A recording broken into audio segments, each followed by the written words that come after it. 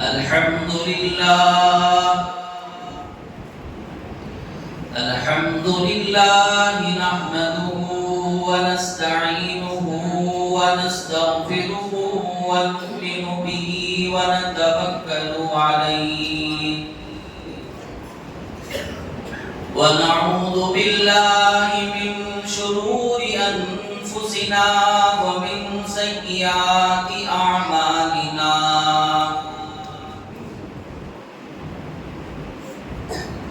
من يهده الله فلا مضل له ومن يضلل فلا هادي له ونشهد أن لا إله إلا الله وحده لا شريك له ونشهد أن سيدنا وسندنا ونبينا وشفيعنا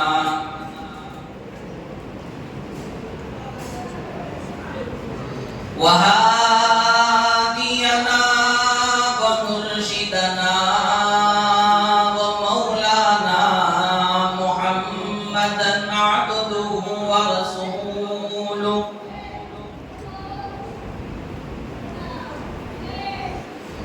أما بعد فأعوذ بالله السميع العليم من الشيطان الرجيم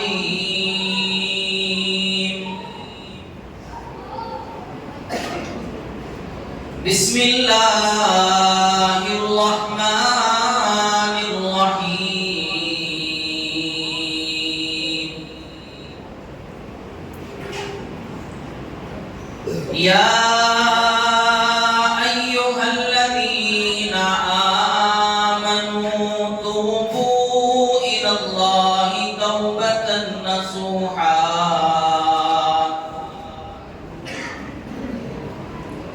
صدق الله مولانا العلي العظيم وبلغنا رسوله النبي الكريم ونحن على ذلك لمن الشاهدين والشاكرين والحمد لله رب العالمين. میرے ساتھ ساتھ زواج نماز اللهم صل على محمد وعلى آل محمد كما صليت على إبراهيم وعلى آل إبراهيم إنك حميد مجيد.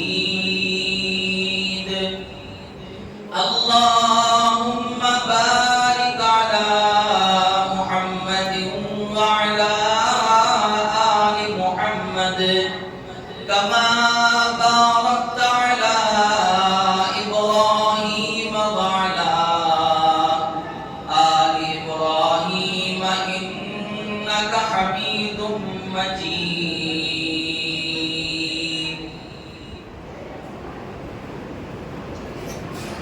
بہت ہی قابل احترام بزرگوں عزیزوں دین کے دیوانوں پروانوں اللہ تعالیٰ کا ہم پر بے پناہ کرم اور اس کا احسان ہے کہ اس نے ہمیں لیلۃ القدر کی رات عطا فرمائی.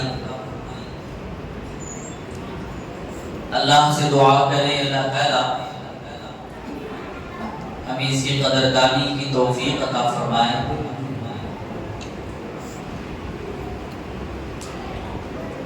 لیلۃ القدر سے متعلق پرانا عنوان ہے، ہر سال سنا جاتا ہے اور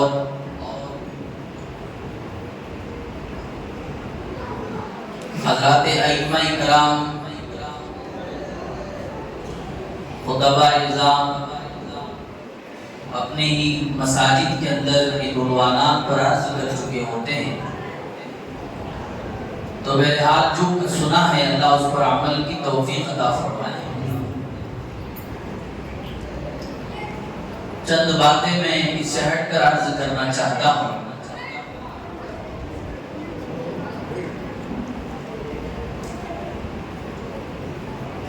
ان باتوں کو سن کر اور مجھے سنا کر پیارے آقا رحمت کائنات فخر موجودات احمد مجتبی محمد مصطفیٰ صلی اللہ علیہ وسلم کی قربانیاں اور اس کی جھلکیاں کچھ ہمارے سامنے آ جائیں اور ہمارے دلوں کے اندر کچھ فکر پیدا ہو جائے اور آپ کی محبت ہمارے دلوں میں آ جائے۔ میرے پیارو عزیزو، یہ جو دین ہم تک پہنچا ہے یہ کوئی معمولی طریقے سے ہم تک نہیں پہنچا، اس کے لیے بڑی قربانیاں اٹھانی پڑی ہیں۔ رحمت للعالمین صلی اللہ علیہ وسلم کو بڑا ستایا گیا۔ حدیث میں آتا ہے سارے انبیاء علیہ السلام کی قربانیوں کو ایک طرف رکھ دیا جائے اور اللہ کے نبی صلی اللہ علیہ وسلم کی قربانیوں کو ایک طرف رکھ دیا جائے تو میرے اور آپ کے آقا کے دکھ، ہمارے آقا کے غم، قربانیاں وہ سب بھاری پڑ جائے۔ اتنا ستایا گیا، یوں سمجھیے مکی زندگی کے حالات الگ، مدنی زندگی کے حالات الگ،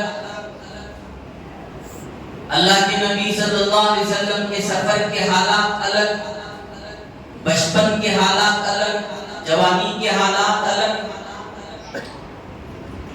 صحابہ کو جو اللہ کے نبی نے روانہ کیا جہاد میں وہ حالات الگ، اور جو اپنی ذات لے کر نبی صلی اللہ علیہ وسلم کی غزوات میں گئے ان کے حالات الگ اور نرالے۔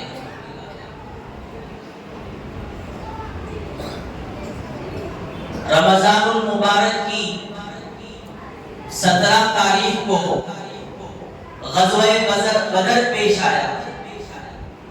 رمضان جب آتا ہے ہم اسے یاد کرتے ہوئے سنتے اور سناتے گزرتے۔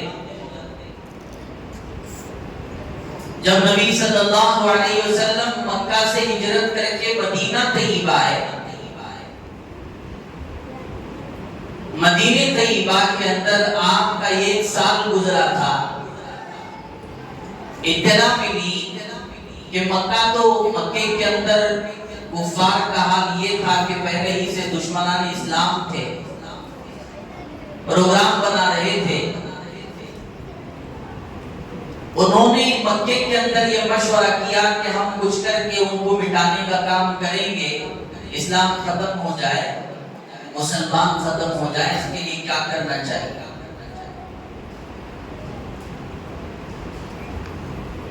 مشورے میں طے پایا کہ اپنے گھروں سے مال اکٹھا کیا جائے اور اسی مال سے اسلحہ خریدا جائے، پھر ان کے اوپر چڑھائی کر دی جائے۔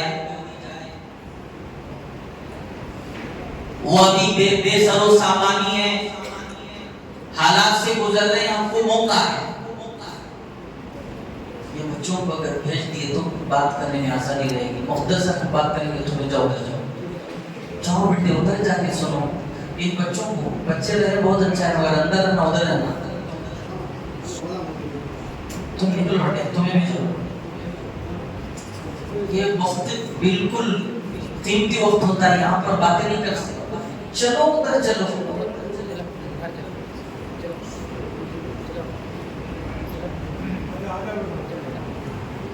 اب تمہیں ذرا سمجھو، ابو جہل کے قاتل ہیں یہ لوگ، سامنے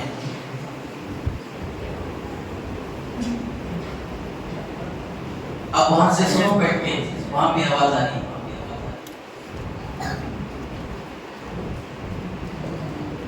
مکہ کے اندر یہ پروگرام بنا اور مال کو جمع کر کے ابو سفیان ایک جماعت لے کر کہیں اور گیا اور اسلحہ لے کے نکلا۔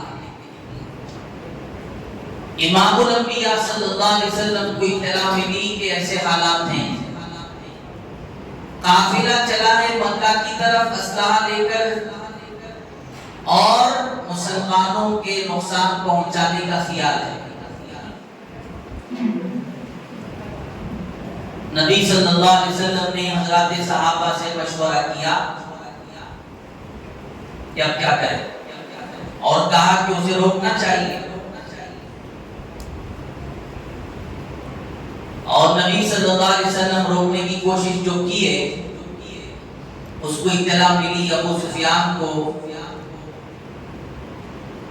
اس نے اپنا قاصد مکہ کی طرف دوڑایا، جا کے کہو ابو جہل سے کہ ایسے حالات ہیں، ہم لے کے سامان آ رہے ہیں اور مسلمان ہم پر حملے کے ارادے سے وہ آ رہے ہیں، جا کے اطلاع دو۔ جیسے ہی وہاں اطلاع ملی پورے مکہ میں آگ لگ گئی۔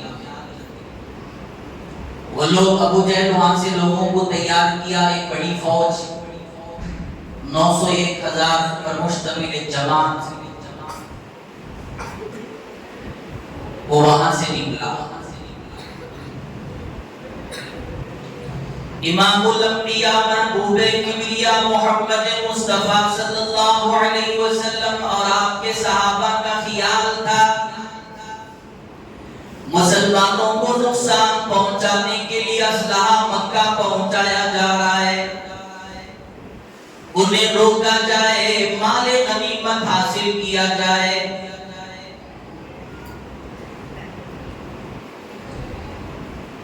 نبی صلی اللہ علیہ وسلم نے حضرات صحابہ میں یہ ساری باتیں عرض کی۔ ادھر سے حضرت جبرائیل امین علیہ السلام قرآن لے کر آئے اور کہا کہ محبوب دو فوجیں آ رہی ہیں، حق و باطل کے درمیان معرکہ ہو سکتا ہے، حق و باطل کے درمیان جنگ ہو سکتی ہے، صحابہ شہید ہو سکتے ہیں۔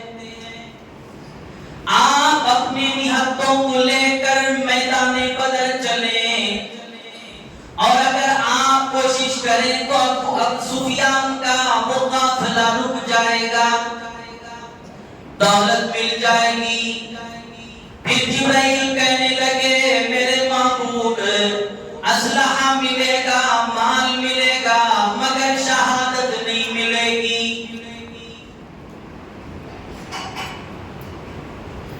مال مل جائے گا، عظمت نہیں ملے گی، مال مل جائے گا، کامیابی کی راہیں کھلنا بند ہو جائیں گی۔ میرے محبوب آج تم جس بات کو پسند کرو گے ویسا ہوگا۔ امام الانبیاء محبوب کبریا محمد مصطفیٰ صلی اللہ تعالی علیہ وسلم صحابہ کو بلایا، پوچھا کہ کیا کریں، مشورہ کیا۔ صدیق اکبر کھڑے ہو گئے، کہنے لگے یا نبی اللہ، ہم مکہ سے ہجرت کر کے آپ کے ساتھ آئے ہیں، ہم آپ کو اکیلا نہیں چھوڑیں گے۔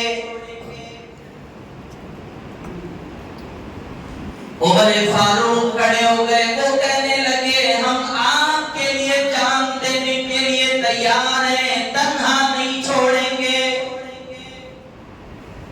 اللہ کے نبی نے فرمایا صدیق عمر آپ بیٹھ جاؤ، میں آپ سے بات نہیں کر رہا۔ ایک صحابی تھے حضرت مقداد رضی اللہ عنہ، کھڑے ہو گئے، کہنے لگے یا رسول اللہ صلی اللہ علیہ وسلم، ہم آپ کے ساتھ لڑیں گے، جہاں پر آپ کا پسینہ گرے گا وہاں پر ہمارا خون گرے گا۔ موسیٰ علیہ السلام کی قوم نے کہا تھا اذهب انت وربك فقاتلا انا هاهنا قاعدون۔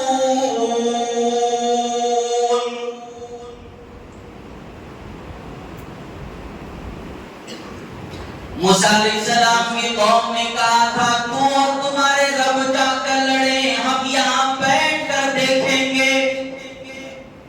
یا رسول اللہ ہم ایسا پیچھے ہٹنے والے نہیں اور یہ بات کہنے والے آپ صلی اللہ علیہ وسلم نے پھر ان سے بھی کہا کہ تم بھی بیٹھ جاؤ۔ رحمت کائنات صلی اللہ علیہ وسلم کا منشا یہ تھا، خیال یہ تھا کہ جن انصاروں نے نبی صلی اللہ علیہ وسلم کو خطوط بھیج کر، قافلے بھیج کر مکے سے مدینے آنے کی دعوت دیے تھے، ان کا کیا خیال ہے؟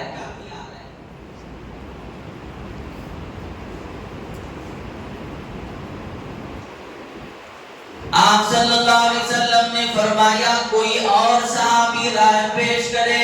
انصار میں سے حضرت سعد بن معاذ رضی اللہ تعالیٰ کھڑے ہو گئے، کہنے لگے یا رسول اللہ، آپ کی گفتگو کا انداز ہمیں سمجھ میں آ گیا۔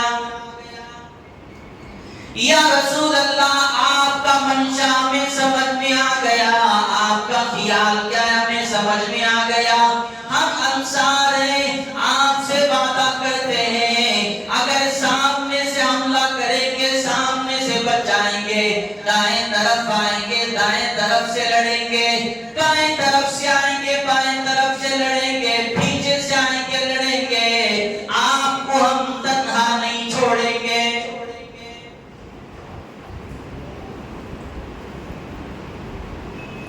یا رسول اللہ، ہمارا خیمہ بنا دیا جائے، ہمارے پوٹیاں کر دیا جائے، ہمیں منظور ہے، مگر آپ کی آبرو پر ہم آنچ آنے نہیں دیں گے۔ جب انصار کے جملے نبی نے سنے تو نبوت کی آنکھوں میں آنسو آ گئے اور خوشی سے نبی رسول اللہ صلی اللہ علیہ وسلم مسکرانے لگے اور دعا کرنے لگے، آسمان کی طرف دیکھا اور انصار کے لیے نبی نے دعا فرمایا اور صحابہ کو تیار کیا۔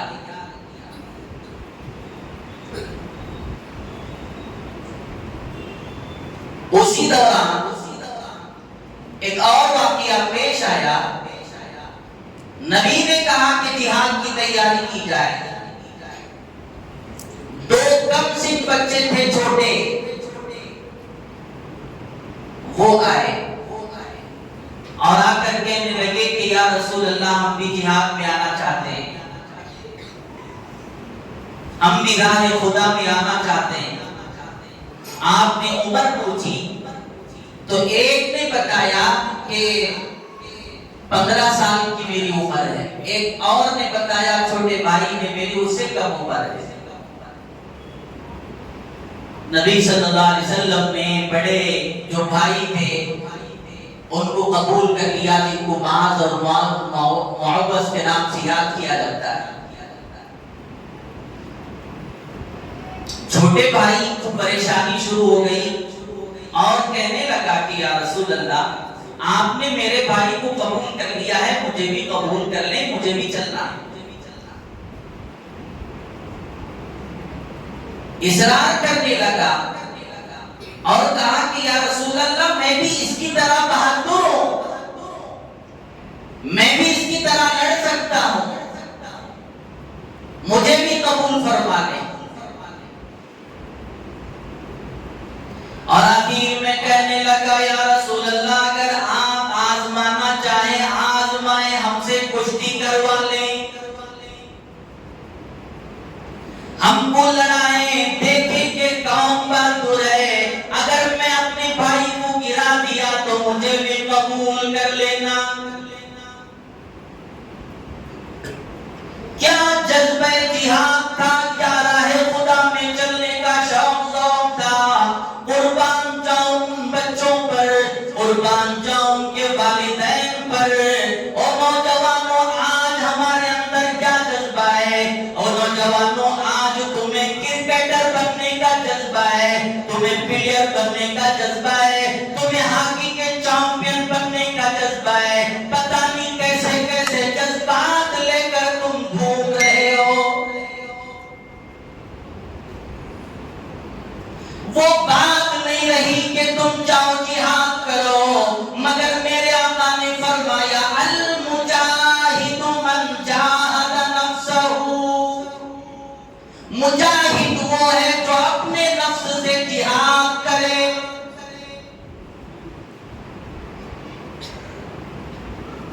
وہ ہے جو اپنے نفس سے جہاد کرے،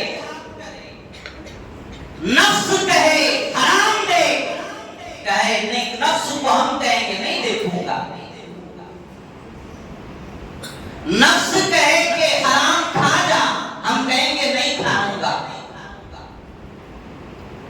نفس شراب کی طرف اکسائے، جمعے کی طرف اکسائے، زنا کی طرف لے جانے کو کہے، ہم کہیں گے نہیں کریں گے، ہم وہ کریں گے جو اللہ اور اس کے رسول نے کہا، اس کو کہتے ہیں نفس کا جہاد۔ کم از کم اتنا تو کر لو۔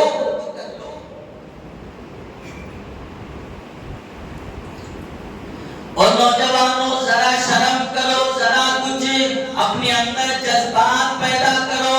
وہ صحابہ کے بچے راہ خدا میں جا کر کوئی تماشا دیکھنے کے لیے تیار نہیں تھے، سمجھتے تھے راہ خدا ہے، مرنے مٹنے کا مقام ہے،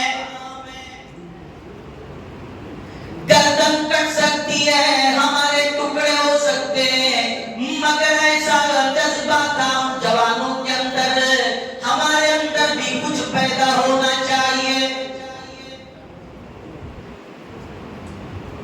اور نوجوانوں اللہ کے لیے میری بات سمجھو، آج ہم ایسے دور سے گزر رہے ہیں کہ ہمارے ایمان کو ڈاکہ ڈالنے کے لیے گلی گلی میں ظالم اور لٹیرے کھڑے ہیں۔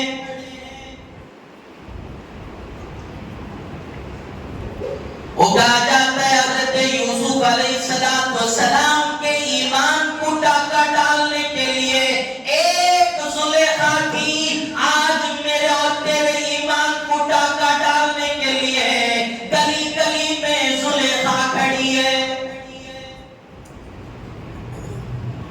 اور نوجوانوں تمہیں کن کن باتوں سے گمراہ کیا جا رہا ہے، تمہیں کن کن باتوں سے قرآن سے دور کیا جا رہا ہے، حدیث سے دور کیا جا رہا ہے، مساجد سے دور کیا جا رہا ہے، علماء سے دور کیا جا رہا ہے، پتہ نہیں کس طرح کے انہوں نے جال بچھائے۔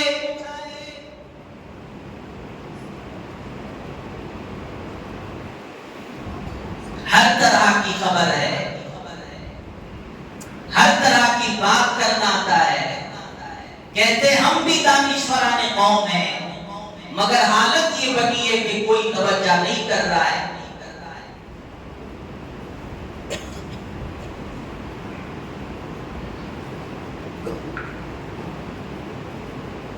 اور نوجوانوں ابھی بچنے کا اور بچانے کا وقت ہے۔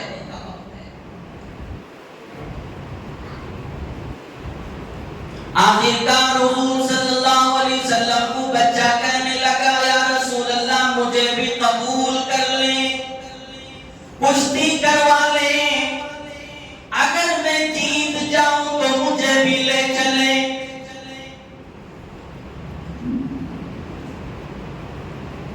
اللہ کے نبی صلی اللہ علیہ وسلم نے کشتی کرائی،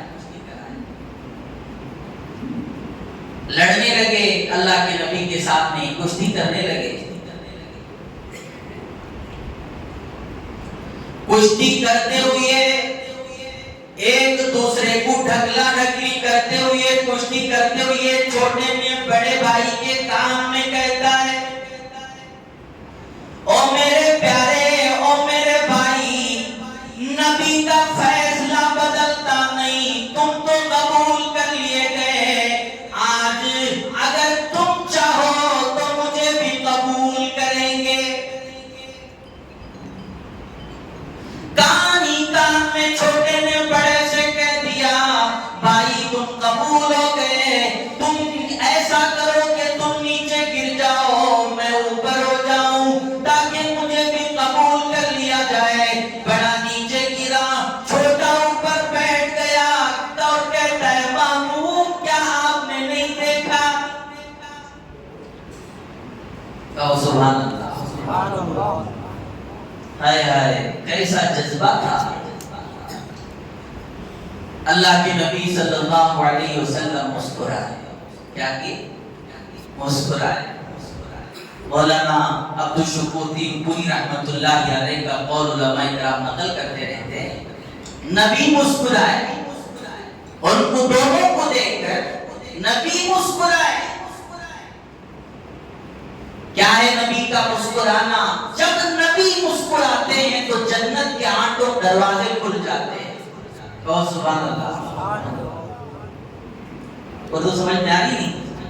ہاں تو بولیں گے پھر سبحان اللہ۔ نبی مسکرائے تو جنت کے 8 دروازے کھل جاتے ہیں۔ نبی کے مسکرانے کا نام جنت ہے۔ نبی غصے میں آئے تو جہنم بھڑکنے لگتی ہے، یعنی نبی کا غیظ و غضب، آپ غصہ ہوتے تو جہنم بھڑکتی، آپ غصہ ہوں تو جہنم بھڑکے گی، اور آپ مسکرائیں تو جنت کے 8 دروازے کھل جائیں۔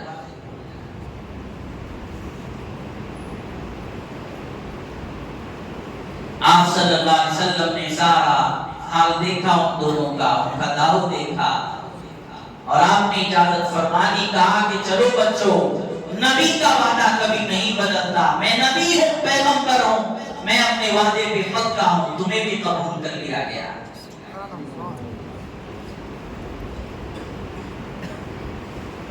اور لوگوں ذرا اندازہ لگاؤ، نبی صلی اللہ علیہ وسلم اپنے صحابہ کو لے کر بدر کی طرف چلے گئے، بے سر و سامانی 313 نہتے، اسلحہ کوئی موجود نہیں، ہتھیار کوئی موجود نہیں، پیروں کے اندر جوتے نہیں، سروں پر کوئی پگڑیاں نہیں،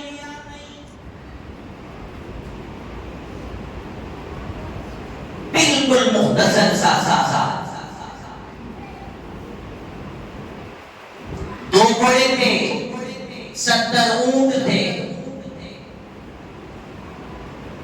اور 8 زرہیں تھے، 6 تلواریں تھے۔ اس مختصر سا تھا، یہ لے کر میدان بدر کی طرف حضرات صحابہ چلے۔ حضرت عثمان غنی رضی اللہ تعالیٰ تشریف لائے، کہا کہ یا رسول اللہ میں تیاری کر رہا ہوں، اتفاق سے نبی کی بیٹی حضرت رقیہ بیمار ہیں، بستر پر پڑی ہوئی ہیں۔ حضرت عثمان کہتے میں جنگ میں چلوں، میں بدر کی طرف چلوں؟ اللہ کے نبی نے کہا کہ نہیں عثمان، تمہاری زوجہ بیمار ہے، تم یہاں پر تیمارداری کرو۔ حضرت عثمان نے کہا کہ پہلا غزوہ ہے، میں محروم ہو جاؤں گا۔ آپ نے فرمایا میں محمد رسول اللہ گواہی دیتا ہوں، آپ کا نام بھی اسماء بدرین میں شمار کیا جائے گا۔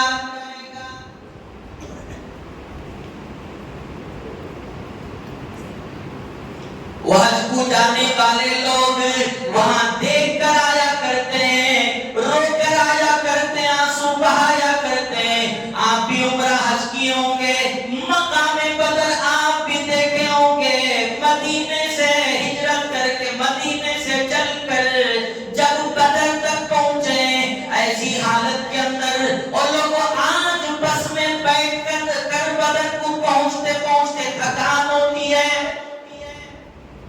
کہ نہیں؟ مدینے سے جب آپ ایئر کنڈیشن کار میں نکلیں گے تب بھی آپ کو تھکان محسوس ہوگی۔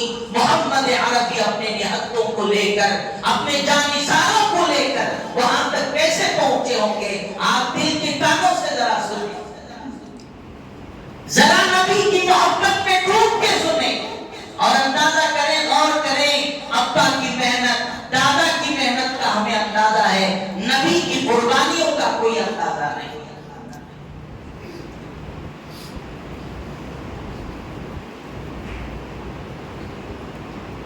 ابو سفیان نے جب یہ دیکھا کہ محمد رسول اللہ صلی اللہ علیہ وسلم آ رہے ہیں ہم پر حملہ کے لیے، ان کو پتا چل چکا ہے کہ ہم انہیں نقصان پہنچانے کے لیے اسلحہ لے جا رہے ہیں،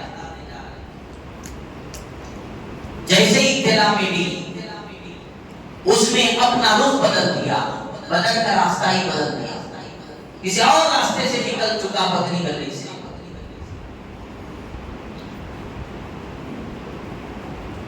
وہ تو مکہ پہنچا اور یہ ابو جہل اپنی لشکر کو لے کر نکل چکا تھا۔ ابو سفیان وہاں پہنچنے کے بعد اطلاع بھجوائی کہ ابو جہل آپ واپس آ جاؤ، ہم امن کے ساتھ مکہ پہنچ چکے۔ ابو جہل کو غرور تھا، تکبر تھا، اس نے کہا کہ نہیں، ہم واپس نہیں آئیں گے، ہم جا کے لڑیں گے مسلمانوں سے۔ یہ جو فوج ہمارے ساتھ ہے، ہم وہاں ان کو لے جائیں گے، بکرے کاٹ کے کھلائیں گے، عورتوں کو نچائیں گے، عیش کریں گے، اور کامیابی کا پرچم لہرا کے آئیں گے۔ ابو سفیان نے کہا کہ یہ ہو نہیں سکتا، واپس لوٹو، مگر اس نے نہیں کہا، اسے پتا نہیں تھا کہ وہ کامیابی کا پرچم لہرا کے دینے کے لیے نہیں آ رہا ہے، بلکہ موت کے منہ میں آ رہا ہے۔ بہرحال ابو جہل کا قافلہ ادھر پہنچ چکا بدر کے میدان میں۔ حدیث میں آتا ہے امام الانبیاء کے پہنچنے سے پہلے ہی آپ اپنے جانشاروں کے ساتھ پہنچنے سے پہلے ابو جہل کا قافلہ بدر کے میدان پہنچ چکا ہے۔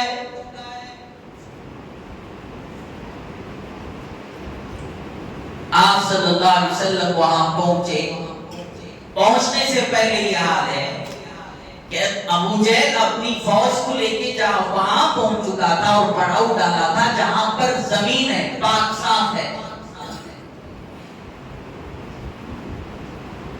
اب جب مسلمان وہاں پہنچے، اللہ کے نبی پہنچے، ان کو ریتیلی زمین مل گئی۔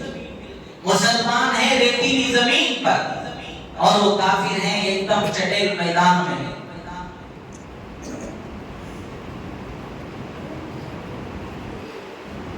حضرات صحابہ کہنے لگے یا رسول اللہ، واقعتاً امتحان میں، آزمائش میں ہیں، ہمارے پاس جو جانور ہیں اس میں دوڑ نہیں پاتے، ہم انسان اس میں لڑ نہیں پاتے، ہم کیا کریں؟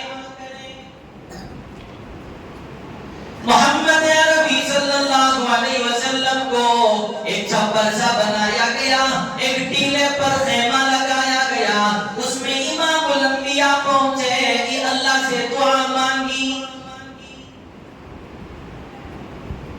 اور لوگوں بدر کو یاد کرو، نہتے مسلمانوں کو یاد کرو، امام الانبیاء محبوب کبریا کے آنسوؤں کو یاد کرو۔ رات کا وقت ہے، حضرت ابو بکر ساتھ ہیں، صحابہ پہرا دے رہے، نبی ساری رات عبادت میں گزار دیے، رونے میں گزار دیے۔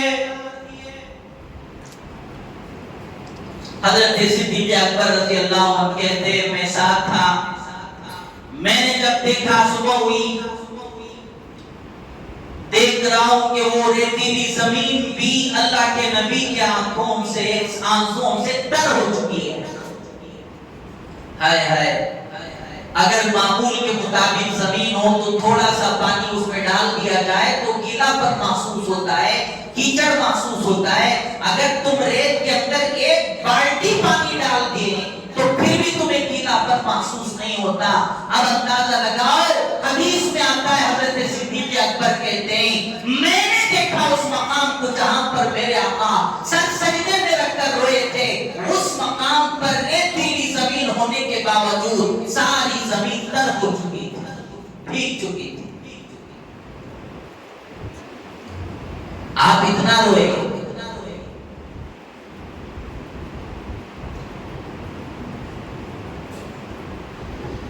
حضرات صحابہ سے مشورہ کیا، بتاؤ اب کیا کریں؟ ابو سفیان تو قافلہ لے کے نکل گیا، ابو جہل اپنا قافلہ لے آیا ہے۔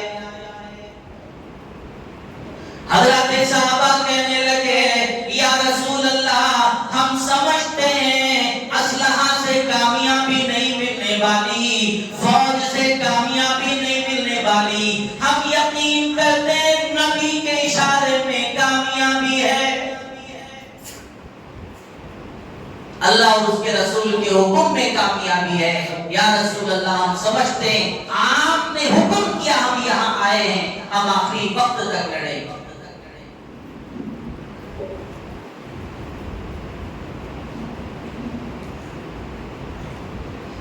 حضرات صحابہ نے شوق دکھایا، رات میں نبی کا رونا،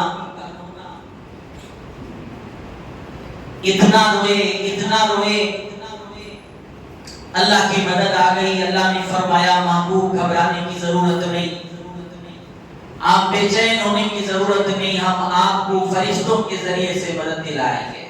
کہو سبحان اللہ، ہم فرشتوں کو بھیجیں گے۔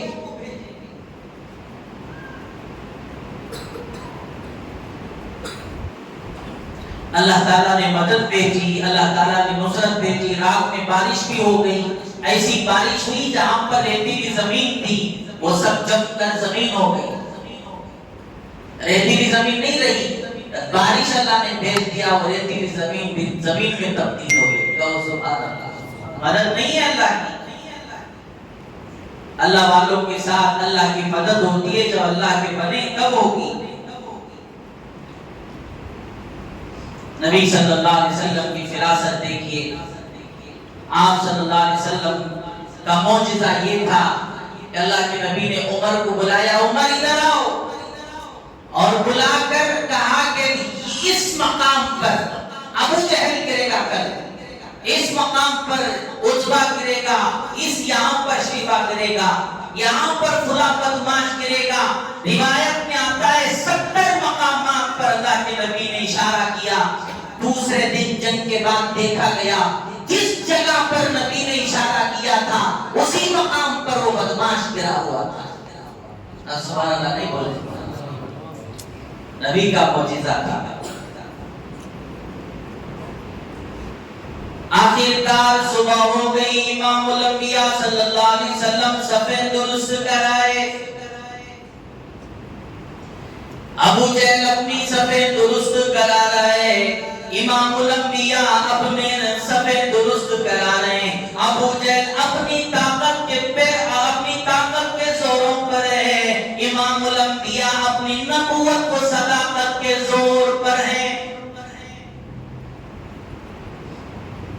یوں کر کے صفیں درست کرا رہے تھے، دیکھا کہ ایک صحابی رضی اللہ عنہ کے درمیان میں یوں انگلی سے ان کے پیٹ کو مارا اور کہا کہ صفیں درست کریں۔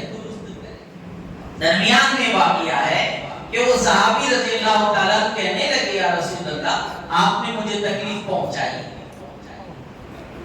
کیا کہ آپ نے مجھے تکلیف پہنچائی ہے۔ اللہ کے نبی نے کہا کہ میں نے تو صرف انگلی لگایا ہے آپ کو، آپ کیسے تکلیف ہو گئی؟ کہا کہ نہیں، آپ نے انگلی مارا ہے مجھے تکلیف ہوئی ہے۔ کا نام حضرت عکاشہ تھا یا عکاشہ، وہ صحابی کہنے لگے یا رسول اللہ نہیں، آپ نے تکلیف پہنچائی، آپ نے فرمایا بدلہ لے لو۔ حالت جنگ میں یہ صحابی کا ایسا کہنا بڑا نرالا معاملہ تھا۔ کہتے ہیں کہ آپ سے میں بدلہ لوں گا، میری چادر یوں کھلی تھی، آپ نے میرے جسم کو یوں انگلی ماری ہے، اگر میں بدلہ لینا ہے تو آپ بھی اپنی چادر کو ہٹاؤ، میں بھی بدلہ لوں گا۔ قربان جاؤں صحابی کے عشق پر، قربان جاؤں حضرات صحابہ کے عشق رسول پر، ایسی حالت میں خیال کہاں تک چلا ہے۔ امام الانبیاء نے یوں اپنے پیٹ سے چادر ہٹایا، صحابی لپک کر اپنے ہونٹوں کو آپ کے پیٹ پر رکھ کر چومنا شروع کر دیا۔ سبحان اللہ نہیں بولیں گے؟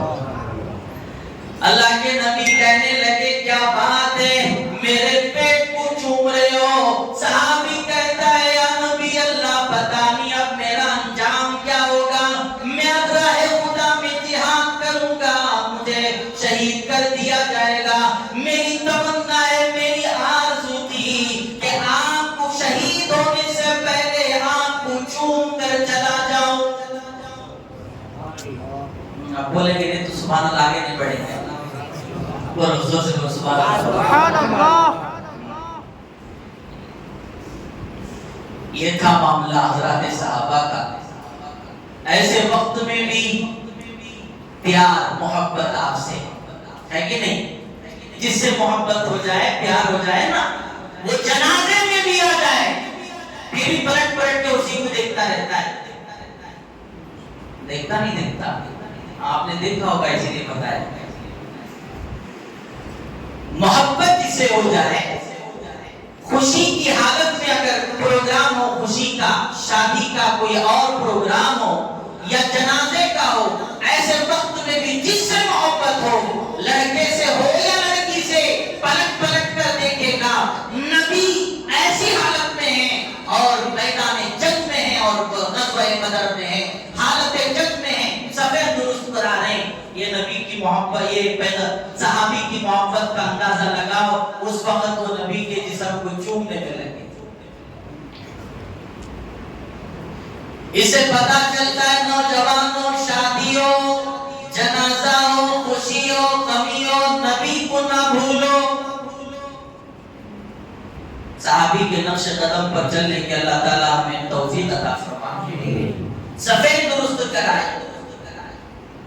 کہا گیا جب جنگ ہونے والی ہے، اللہ کے نبی صلی اللہ علیہ وسلم یہاں سے صحابہ کو کھڑا کیا. اس دور کا یہ حال تھا کہ سفید وہ جنگ شروع ہونے سے پہلے کوئی بہادر آتے، ادھر سے 2-3 آتے، ادھر سے 2-3 آتے اور وہ کہتے حل میں مبارز ہے، کوئی مقابلہ کرنے والا. یہ کہہ کے یوں ہتھیار لہراتے ہوئے سامنے آیا کرتے اور پھر لڑتے، پھر وہ ہجوم کی لڑائی پھر ہوا کرتی تھی. کافر آئے ادھر سے، اللہ کے نبی نے صحابہ کو روانہ کیا. انصار میں سے وہ جو آئے کافر بڑے بہادر کہلواتے تھے، پہلوان کہلاتے تھے. انہوں نے کہا ہم تم سے لڑنے والے نہیں، اس لیے کہ تم کمزور ہو، کھیتی باڑی کرنے والے ہو، ہم تم سے کیا لڑیں. ان لوگوں کو بلاؤ جو ہم نے شہر سے نکالا ہے. یعنی مہاجرین کو بلانا چاہتے تھے. امام الانبیاء صلی اللہ علیہ وسلم نے کہا کہ سید الشہداء حضرت امیر حمزہ رضی اللہ عنہ سے کہا کہ امیر حمزہ کھڑے ہو جائیں. کہا کہ حضرت علی سے علی تم بھی کھڑے ہو جائیں، عبیدہ بن سعد وہ بھی کھڑے ہو جائیں. یہ 3 صحابہ تھے، بڑے صحابہ، ان کو روانہ کیا پہلے. پھر وہ کہنے لگے ہاں برابر کیا ہے، ہاں کھڑے. نبی صلی اللہ علیہ وسلم نے ہاتھ میں تلوار نہیں لی اس موقع پر بھی. آپ کبھی بھی تلوار سے کسی کو قتل ہی نہیں کیے، اس لیے کہ کتابوں میں لکھا ہے کہ سب سے زیادہ بد نصیب وہ شخص ہے جس نے کسی نبی کو قتل کیا ہو یا کسی نبی نے کسی کو قتل کیا ہو. اس کو سب سے بڑا بد نصیب کہا جاتا ہے دنیا کے اندر. اللہ کے نبی نے تلوار نہیں اٹھائی. یہ سامنے گئے حضرت علی اور سید الشہداء، حضرت امیر حمزہ اور حضرت عبیدہ. سب سے پہلے حضرت علی نے ایک کافر کو مار گرایا. اللہ نے ان کو مقام عطا فرمایا. اس کے بعد میں لڑائی ہوئی اور حضرت عبیدہ کا اس کے اندر ہاتھ یا پیر کٹا. تو میرے حال کہنا یہ ہے کہ دونوں طرف سے جنگ ہو گئی. اللہ تعالیٰ نے فتح یابی نصیب فرمائی. 70 کافروں کو مارا گیا اور 70 دشمنوں کو مارا گیا اور 70 کو گرفتار کیا گیا، قید کیا گیا. اور اس کے بعد مسلمانوں کی جماعت میں 14 صحابہ شہید بھی ہو گئے.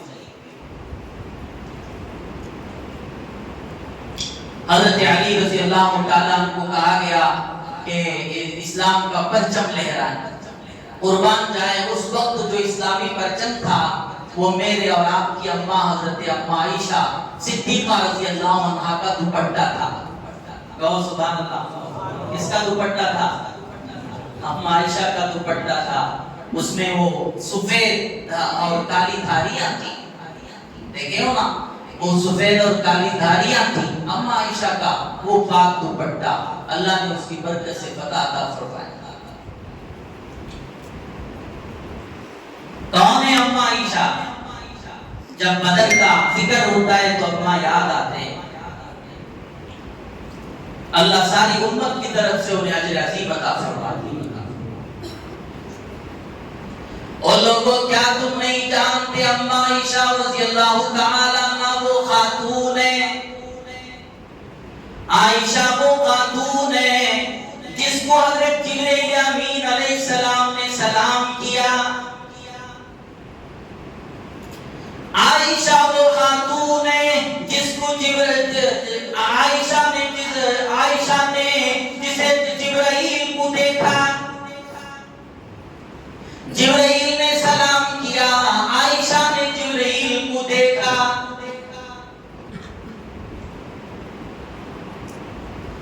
اور لوگوں اما عائشہ رضی اللہ تعالی عنہا وہ خاتون ہے جو بالغ ہوتے ہی جوانی کی دہلیز پر پہنچتے ہی نگاہ جب پڑی تو محمد عربی کے چہرے پہ پڑی. عائشہ وہ خاتون ہے جو قرآن کی معلمہ تھی. عائشہ وہ خاتون ہے جو قرآن کی مفسرہ تھی. عائشہ وہ خاتون ہے عمر جیسا جرنیل کرنیل، عمر جیسا بہادر اماں کے قدموں میں بیٹھ کر مسائل دریافت کرتا تھا.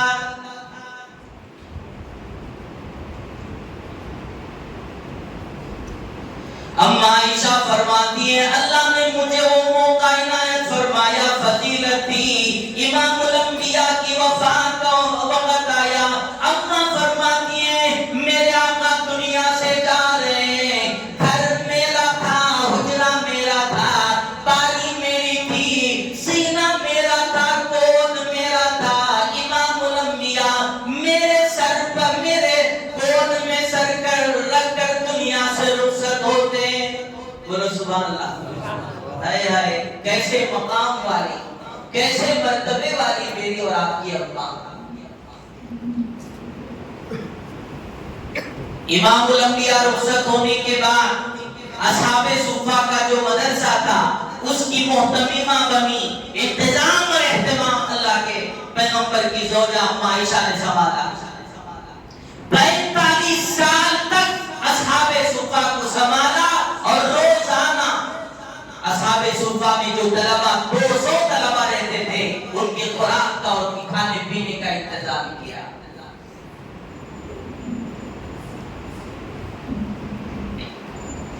ظالموں نے تہمت لگائی اماں کو، ظالموں نے برا کہا بھلا کہا. ایک موقع ایسا آ گیا نبی خفا، صحابہ خفا، ابا حضرت صدیق اکبر خفا، ان کی والدہ خفا.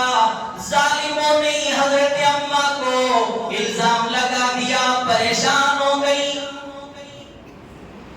رونے لگی، گڑ گڑانے لگی.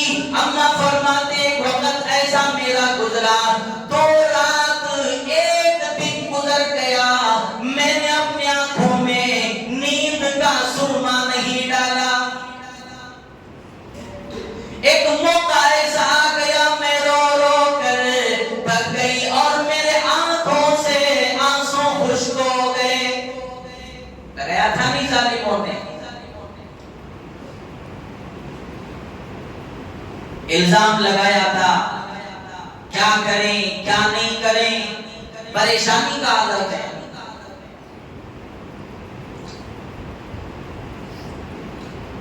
سید عطا اللہ شاہ بخاری رحمت اللہ علیہ فرماتے ہیں حضرت یوسف علیہ السلام پر تہمت لگی تو اللہ نے چھوٹے بچے سے گواہی دلوائی. حضرت مریم علیہ السلام پر تہمت لگی تو اللہ تعالیٰ نے چھوٹے بچے حضرت عیسیٰ علیہ السلام سے پاکی اور صفائی بیان کروائی.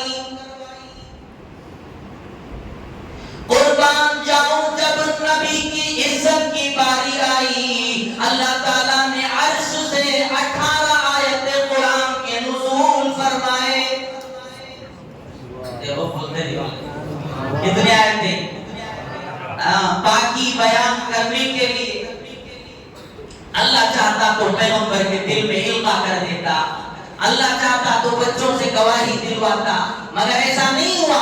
اللہ نے عرش سے قرآن اتارا اور رب العالمین عرش سے فرش پہ آیا، وکیل بن کر اس کی صداقت بیان کیا، گواہی دیا کہ عائشہ پاک ہے۔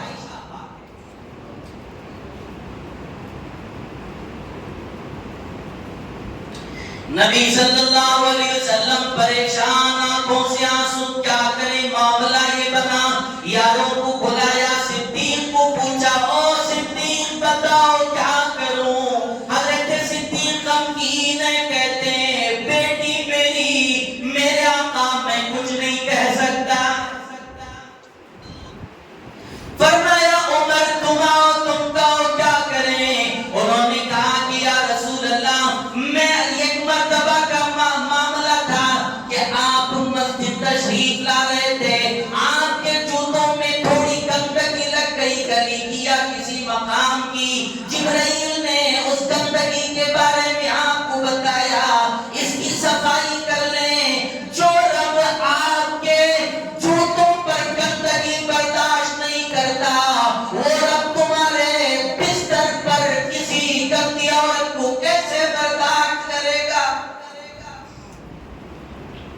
جو رب تمہارے جوتوں کی گندگی برداشت نہیں کرتا، وہ رب تمہارے پاک بستر پر کسی گندی عورت کو کب برداشت کرے گا؟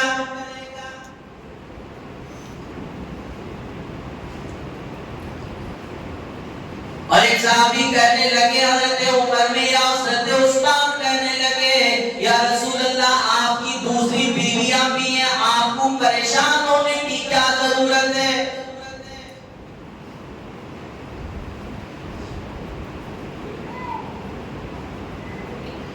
کوئی کچھ کہہ رہا ہے، کوئی کچھ کہہ رہا ہے، میرا اور آپ کا نبی پریشان ہے، کیا کریں؟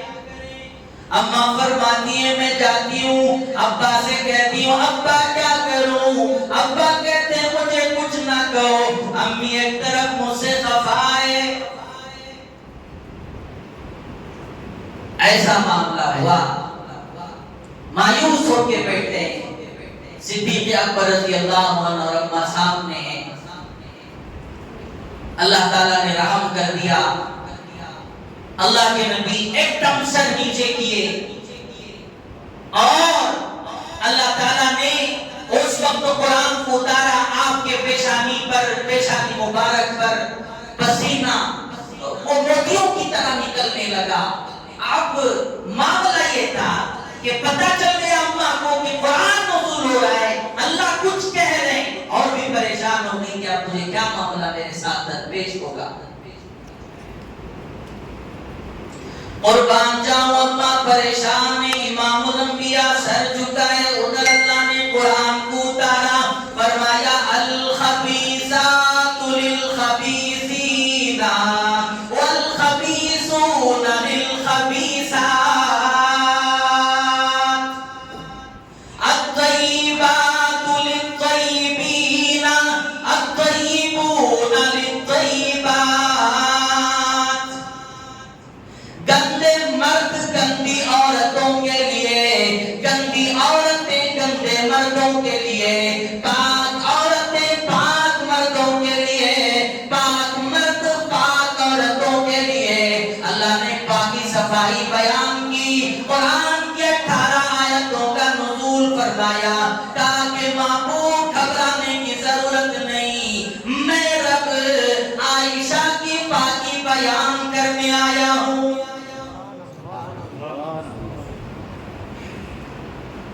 تو میرے حال کو میری اور آپ کی اماں عائشہ رضی اللہ عنہا بھی کسی 17 رمضان المبارک کی 17 تاریخ کو وفات پائی۔ اللہ تعالیٰ انہیں اجر عظیم عطا فرمائے۔ کیسے حالات سے گزرنا پڑا۔ اور لوگوں، نوجوانوں، میرے پیاروں، ذرا اندازہ کرو نبی کے حالات کس طرح تھے۔ آخر ہم تو قرآن پہنچانے کے لیے، حدیث پہنچانے کے لیے نبی پر کیسے حالات آئے۔ آپ کی 2 بیٹیوں کو طلاق دی گئی، آپ کے اس سفر کو یاد کرو، طائف والا سفر کیسا خطرناک سفر تھا، مکے کی زندگی میں کیسے حالات پیش آئے، 3 سال قید و بند کی زندگی نبی کو کرنا پڑا اور مدنی زندگی میں ایسے حالات۔ تو بہرحال ہوا یہ کہ بدر سے فارغ ہو کر حضرات صحابہ نکلے، وہ حضرات شہداء کی قبریں آج بھی بدر میں ہیں۔ آپ گئے ہوں گے، دیکھے ہوں گے، میں بھی الحمدللہ دیکھا ہوں کہ میدان بدر کس طرح ہے، کیا وہاں پر روحانیت ہے، نورانیت ہے، وہ اللہ معلوم جانے کی کوشش کریں گے انشاءاللہ۔ اللہ سب کو اپنے فضل سے اپنے گھر کا دیدار کرائے۔ نبی صلی اللہ علیہ وسلم اپنے جانثاروں کو لے کر آئے، مدینہ پہنچے،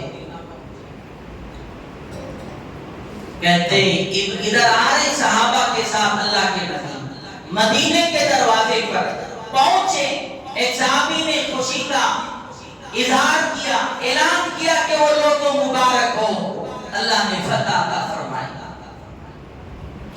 وہ لوگوں اب ذرا دل تھام کے سنو، صحابہ ادھر سے آئے، نبی آئے، صحابی اعلان کر رہے، لوگوں مبارک ہو، اللہ نے فتح عطا فرمائی، اللہ نے ظالموں کو شکست دیا۔ ادھر نبی بھی سن رہے، لوگ بھی سن رہے، جشن ہے، لیکن امام الانبیاء نے اپنی رقیہ کے بارے میں پوچھ لیا، اپنی بیٹی کے بارے میں پوچھا، اور لوگوں سب سے پہلے یہ بتاؤ میری رقیہ کا کیا حال ہے۔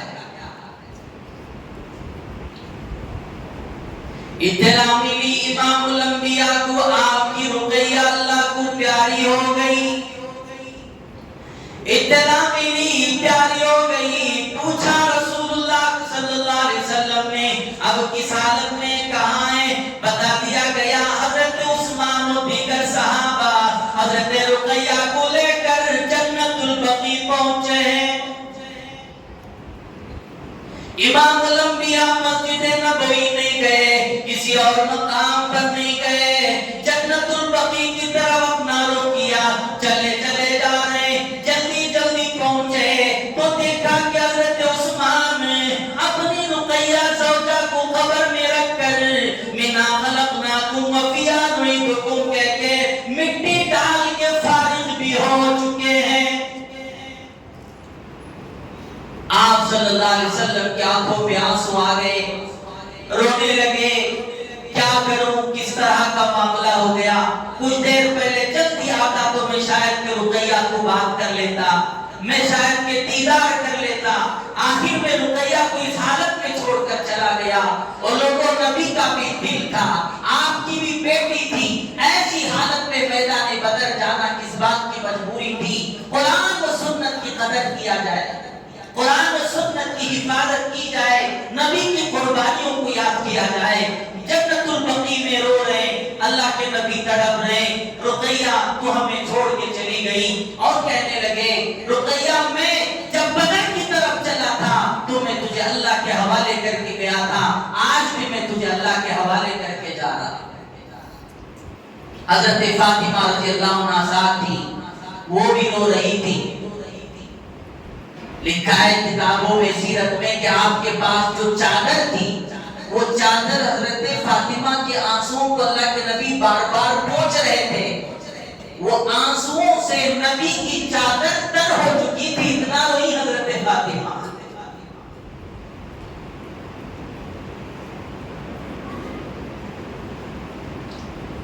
آخرکار اللہ کے نبی صلی اللہ علیہ وسلم نے اللہ کی امانت کو اللہ کے سپرد کر کے چلے گئے۔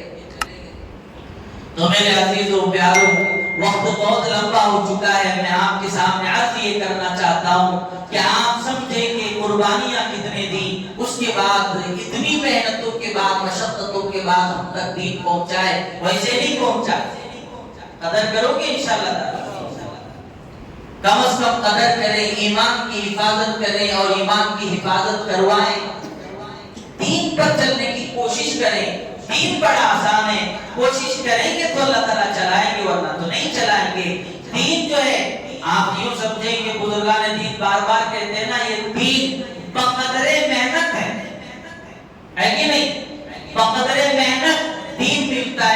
قرآن ملتا ہے، حدیث ملتی ہے، جتنی محنت کرو اتنا ملے گا۔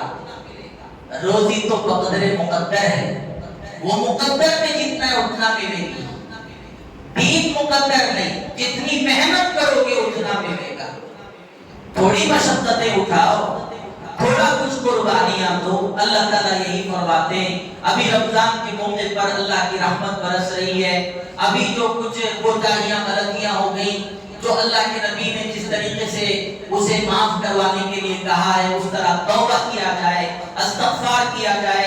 اللہ کے نبی صلی اللہ علیہ وسلم نے حدیث میں یہ فرمایا ہے کہ یہ جو فطرہ دیا جاتا ہے نا عید الفطر سے پہلے، وہ رمضان میں ہونے والی کوتاہیاں جو ہیں روزے اور تراویح وغیرہ میں، اللہ تعالیٰ اس کے بدلے اسے معاف فرما دیتے ہیں۔ اس کا بھی اہتمام کیا جائے، توبہ، استغفار، صدقہ، خیرات کا اہتمام کیا جائے، اور اللہ کی رحمت سے مایوس نہیں ہونا چاہیے۔ موجودہ حالات بھی اس طرح ہی، ہم خاموش نہیں ہونا ہے۔ دعا مومن کا ہتھیار ہے، الدعاء سلاح المؤمن وعماد الدین ونور السماوات والارض۔ آپ صلی اللہ علیہ وسلم نے فرمایا دعا مومن کا ہتھیار ہے، دین کا ستون ہے، زمین و آسمان کا نور ہے۔ دعا ہی سب کچھ ہے۔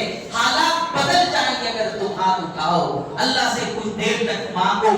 نماز پڑھنا بھاگنا نہیں ہے، کچھ دیر بیٹھ کر مانگا جائے، مانگیں گے انشاءاللہ تعالیٰ۔ اللہ تو دینے تیار ہے، اللہ تو مانگنے والے کو دینے تیار ہے۔ رحمت ایسی ہے اللہ کی، کہا گیا کہ اللہ کی رحمت تو اپنے بندوں کی بخشش کے بہانے ڈھونڈتی ہے۔ کوئی بہانہ مل گیا اللہ تعالیٰ بخشش فرما دے۔ ایک واقعہ اس کی رحمت کے متعلق آپ کو اندازہ ہو جائے گا اللہ کتنے رحیم اور کریم ہے۔ اس کے بعد میں دعا کر رہا ہوں، بات ختم ہو جائے گی۔ آپ یوں سمجھے کہ کتابوں میں لکھا ہے، پھر صاحب نے اپنی کتاب میں یہ واقعہ لکھا ہے کہ ایک نوجوان تھا، وہ جو والدین نے اسے پڑھایا لکھایا پتہ نہیں کیا کیا کرائے، اس کے بعد اس نے جیسے ہی پڑھائی سے فارغ ہوا تو وہ پردیس جانے سے پہلے کا واقعہ ہے کہ شادی کا معاملہ آیا۔ انہوں نے والدین نے شادی کرا دی۔ شادی کرنے کے بعد حالات کچھ بدل گئے۔ جو بیوی اس کی آئی تھی وہ تھوڑا کام چور تھی، اس کا مزاج اچھا نہیں تھا، وہ بہت پریشان رہتی تھی، شوہر سے بار بار کہتی تھی کہ مجھے اپنے گھر لے چلو، میں وہیں تمہارے ساتھ رہوں گی۔ یہ تنگ آ کر اپنی بیگم کو لے کر اس کے ساتھ سسر کے یہاں چلا گیا، جا کر وہاں رہنے لگا اور جاب بھی ملی، اور وہاں سے وہ دوسرے ملک بھی پہنچ گیا۔ وہاں جانے کے بعد جاب کرتا، کام کرتا، ساتھ میں اس نے یہ بھی کیا کہ بار بار عمرہ کرنے لگا، بار بار حج کرنے لگا۔ حج پر حج ہو رہا ہے، عمرے پر عمرہ ہو رہا ہے، لیکن دل پر تالا پڑا ہوا ہے۔ ایک مرتبہ بزرگ طواف کر رہے تھے، طواف سے فارغ ہو کر اس نے حالات بیان کیا کہ مجھے ایسا لگتا ہے کہ میرے دل پر تالا پڑا ہوا ہے۔ میں طواف کرتا ہوں مزہ نہیں آتا، میں سعی کرتا ہوں کوئی لذت نہیں، میں حلق کرواتا ہوں کوئی مزہ نہیں آتا، میں حج پر حج کر لیا کوئی معاملہ بتا نہیں، کیا ہوا؟ انہوں نے پوچھا کہ تمہارے حالات کیا ہیں بتائیں، کارگزاری بتائیں، تم کہاں سے آئے ہو، کیا کر کے آئے ہو؟ اس نے حالات بیان کیے کہ میں فلاں ملک سے آیا ہوں، حالت یہ ہے کہ میری بیگم شادی کے بعد مجھے اپنے گھر لے آئی، میں وہیں سے آیا۔ والدین کے ساتھ میں جب جدا ہو رہا تھا تو بوڑھے والدین مجھ سے کہہ رہے تھے کہ بیٹا تو ایک ہی ہم کو بیٹا ہے، تو ہی ہم کو پیارا ہے، تو ہی ہم کو دیکھنے والا ہے، اگر تو چھوڑ کر چلا جائے تو ہمیں کون دیکھیں گے؟ ہم تو بوڑھے ہو چکے ہیں، ضعیف ہو چکے ہیں۔ میرے والدین نے بہت اصرار کیا، مگر میں بیگم کی محبت میں آ کر ان بوڑھے والدین کو چھوڑ کے آیا ہوں، بہت برس گزر چکے ہیں۔ اور بزرگ نے کہا کہ دیکھیے اب طواف کرنے کی ضرورت نہیں، سب اعمال بند کیجیے، پہلے والدین کے پاس چلے جائیں۔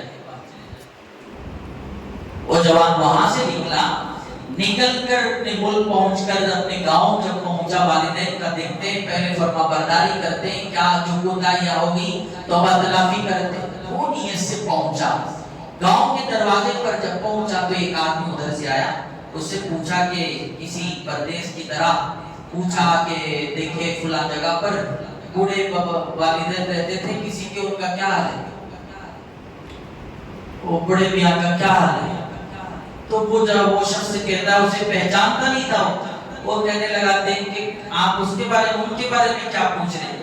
کہنے لگا تحقیق کرنا ہے۔ بولا کہ نہیں ان کا ایک بیٹا تھا، انہوں نے داستان سنائی اس نے اسی کے بارے میں، بیٹا تھا بڑا نافرمان نکلا، شادی کے بعد بیگم کے پیچھے بھاگا اور ان کو بیار و مددگار چھوڑ دیا۔ ان کا حال اب یہ ہے کہ ماں بھی روتی رہی، باپ بھی روتے رہے، روتے روتے باپ تو دنیا ہی سے رخصت ہو گیا۔ ہمیشہ گلیوں کو دیکھتا، راستوں کو دیکھتا کہ میرا بیٹا لوٹ کے آئے گا، میرا بیٹا مجھے آگے ملے گا۔ اس کا باپ بڑا رویا کرتا، ضعیف تھا، عمر ہو گئی، وہ اللہ کو پیارا ہو گیا۔ کہنے لگا ایسا ہو گیا، وہ اللہ کو پیارے ہو گئے؟ ہاں، تو جو بوڑھی ماں ہے ان کا کیا حال ہے، ان کی زوجہ کا کیا حال ہے؟ ہاں وہ بھی بڑی ضعیف ہیں، وہ بھی اپنے وہ بچے کو جو چلا گیا ہے کہیں پہ اس کے ہی انتظار میں رہتی ہیں، وہ بھی بڑی رویا کرتی، میں بھی اس کا پڑوس ہوں، میں سمجھتا ہوں اگر کوئی روٹی پہنچا دے تو کھا لیتی ہیں ورنہ تو بھوکی رہتی ہیں۔ رو رو کے معاملہ یہ ہے کہ اب وہ ہڈیوں کا ڈھانچہ بن چکی ہے۔ وہ کہتا ہے کہ معاملہ اتنا ہے کہ رو رو کے آنکھوں سے آنسو خشک ہو گئے اور اس کی بینائی بھی ختم ہو گئی، اب وہ دیکھنے کی بھی قابل نہیں۔ اب یہ گھبرا گیا کہ باپ تو چلا گیا، اب اماں کا یہ حال ہے کہ وہ دیکھ بھی نہیں سکتی، آخر میں کتنا بڑا ظالم ہوں، میں کتنا بڑا گنہگار ہوں۔ وہاں سے ڈرتے ہوئے، خوف کرتے ہوئے گھر تک پہنچا، دروازے پر دستک دی، دروازے پر جیسے دستک ملی، ماں دیکھنے کی طاقت نہیں رکھتی تھی، بینائی ختم ہو چکی تھی، کان تو سنا کرتے تھے، سنائی دیا۔ کہنے لگے کون آیا ہے؟ اندر دروازہ کھول کے گیا اور جا کر سلام کیا۔ ایسی حالت ماں بستر پر موت کے قریب پہنچ چکی ہے، ہڈیوں کے سوا اور کچھ بھی نہیں ہے، سوکھ چکی ہے، وقت پر کھانا نہیں ہونے کی وجہ سے، رونے کی وجہ سے آنکھیں چلی گئی ہیں۔ ایسی حالت میں بیٹا کہتا ہے اماں میں تمہارا بیٹا آیا ہوں، میں تمہارا بیٹا آیا ہوں۔ کتاب میں لکھا ہے کہ جیسے ہی ماں کو پتا چلا ایسی حالت میں کہ بیٹا آ چکا ہے، ماں کہتی ہے بیٹے مجھے اٹھاؤ، آج تم آئے ہو اتنے عرصے کے بعد، میں تمہیں راستہ دکھا کرتی تھی، میں تمہارے راستے دیکھا کرتی تھی، آج آؤ گے کل آؤ گے، تمہارے باپ بھی دنیا سے چلے گئے، اب میں اکیلی باقی رہ گئی۔ کہتی ہے بیٹا تمہاری ماں تمہیں دیکھنے کی تو طاقت نہیں رکھتی، کم از کم تمہیں چھونے کی تو طاقت رکھتی ہے، تم قریب آ جاؤ میں تمہیں چھونا چاہتی ہوں۔ ہاتھ پھیرنے لگی چہرے پر اور سر پر ہاتھ پھیرنے لگی کہ تم کتنے اچھے ہو، تم کتنے پیارے ہو۔ یہ کہتی ہوئی ماں کہنے لگی بیٹا تم اتنے عرصے کے بعد آئے ہو پھر بھی تم میرے بیٹے۔ ماں اپنے سینے سے لگانے لگی۔ حضرت پیر صاحب کہتے ہیں یہ واقعہ بتا کر وہ ماں ایک عرصے کے بعد آنے پر اتنا ظلم کرنے کے بعد بھی اپنے بچے کو اپنے سینے سے لگا لیتی ہے، اسی طرح اپنا ہمارا اللہ بھی ویسا ہی ہے۔ اللہ تو اور بھی رحمان ہے، اللہ تو اور بھی محبت کرنے والے ہیں۔ بندہ جتنا بھی گناہ کر چکا ہو اگر وہ توبہ کے لیے آئے، 60 سال کے گناہ لے کر آئے، اللہ کہتے ہیں ہم پھر بھی معاف کرنے والے۔ میرے بندے آ 70 سال کے گناہ لے گیا، 80 سال کے گناہ لیا، 100 سال کے گناہ لیا، تو دو ندامت کے آنسو بہا دے، میں تیرے گناہوں کو معاف کرنے والا۔ تو میرے عزیزوں اب گناہوں کو اللہ سے معافی مانگنا ہے، اپنے گناہوں کے بارے میں رونا ہے، یاد کر کر کے رونا ہے، اب بھی رونا ہے، بعد میں بھی رونا ہے۔ اللہ بہت جلد راضی ہو جائیں گے، اتنا جلد بیگم راضی نہیں ہوتی، بھائی راضی نہیں ہوتے، بہن راضی نہیں ہوتے، دوست راضی نہیں ہوتے، ماں کا اتنا جلد راضی نہیں ہوتی جتنا جلد میرا اور آپ کا رب راضی ہو جاتا ہے۔ اب راضی کر لینے کا وقت ہے، اب یہاں سے اٹھنے سے پہلے توبہ کر لیں، اللہ کو راضی کر کے یہاں سے اٹھیں۔ اللہ سے دعا ہے اللہ تعالی ہم سب کو سچی پکی توبہ کی توفیق عطا فرمائے، دین کی قدردانی کی بھرپور توفیق عطا فرمائے۔ جتنی باتیں آج کہی ہیں اللہ مجھے عاجز کو بھی اور آپ کو بھی عمل کی توفیق عطا فرمائے۔ آمین۔ وآخر دعوانا الحمدللہ رب العالمین۔ درود شریف پڑھیں.